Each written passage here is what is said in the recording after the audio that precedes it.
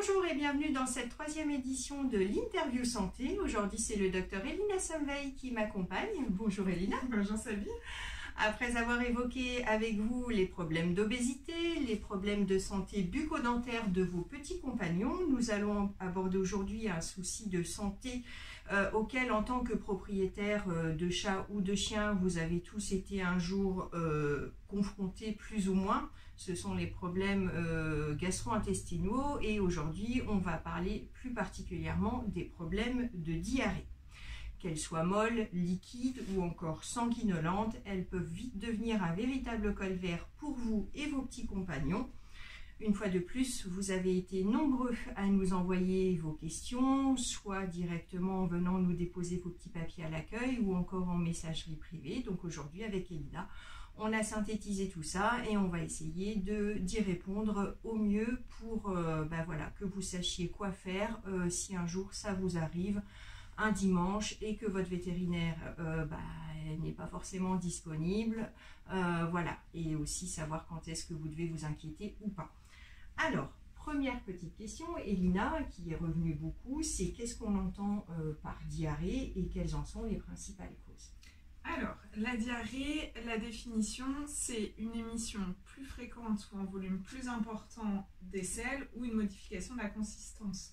Donc des fois, les selles ne sont pas forcément liquides, ça peut être tout simplement que c'est plus fréquent, que le chien a du mal à se retenir, ou alors qu'il en fait beaucoup plus que d'habitude.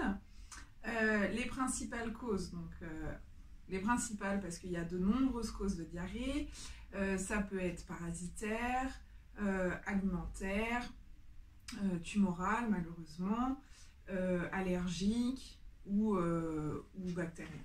D'accord. Donc effectivement, les causes sont multiples, il y en a des plus graves, des moins graves. Voilà, on remarque souvent dans les selles, et c'est ce qui revient souvent aussi, même quand on nous appelle à l'accueil, voilà, mon chien ou mon chat en diarrhée, c'est bizarre, j'ai remarqué la présence de glaire à l'intérieur, ça fait tout glaireux, qu'est-ce que vous en pensez? Ou alors, j'ai remarqué des petites traces de sang aussi, ça m'inquiète, qu'est-ce que ça signifie? Qu'est-ce que je peux faire? Alors, si le sang est rouge en petite quantité au niveau des selles, c'est souvent parce que du coup, il y a une irritation qui se met en place à force d'avoir de la diarrhée. Si par contre c'est du sang digéré qui est noir, là c'est quand même plus inquiétant. Mais souvent dans ce cas-là, on ne présente pas ça comme étant du sang. Après, concernant les glaires, ça veut dire que c'est plutôt des diarrhées de type colite, donc qui touchent le côlon. Et ça peut nous orienter vers certains diagnostics, comme par exemple une diarrhée glaireuse avec des filets de sang. On pense tout de suite à une giardiose, qui est un petit parasite qui n'est pas traité par les vermifuges classiques. Donc, en gros, à quel moment faut-il s'inquiéter? Les glaires, est-ce que c'est inquiétant ou pas? Non, ce n'est pas les glaires ou la consistance de la diarrhée qui sont inquiétantes, c'est plutôt l'état général de l'animal. Est-ce que, voilà, il ne fait pas des selles comme d'habitude, mais il continue à bien manger, il est en pleine forme et tout va bien. Si par contre, voilà, l'animal est abattu, s'il y a des vomissements en plus, s'il y a un amaigrissement ou s'il y a vraiment beaucoup de sang, là, il faut s'inquiéter, et il faut aussi d'autant plus s'inquiéter si l'animal est très jeune ou s'il est très vieux, parce que il a moins de réserve et moins de défense. Donc en gros, si ça nous arrive un dimanche, si l'état général de mon animal est bon, voilà, j'attends lundi matin pour demander conseil à mon vétérinaire. Par contre, si l'état général n'est pas bon, dans ces cas-là, il est quand même conseillé peut-être d'appeler un vétérinaire de garde pour avoir quelques conseils. En gros, c'est ça. Oui, exactement. Si vous appelez de toute façon la clinique la plus proche, vous serez transféré vers le vétérinaire de garde qui pourra répondre à vos questions si vous inquiétez et vous dire si c'est important ou pas. Si l'animal est en pleine forme, vous pouvez réduire un petit peu l'alimentation pour une journée, lui donner un peu de smecta, pourquoi pas du riz, mais bon. Voilà, des petites choses en première attention qui peuvent peut-être faire en sorte que la diarrhée va passer d'elle-même. C'est ça, et qui ne feront pas de mal, quelle que soit la cause de la diarrhée. D'accord.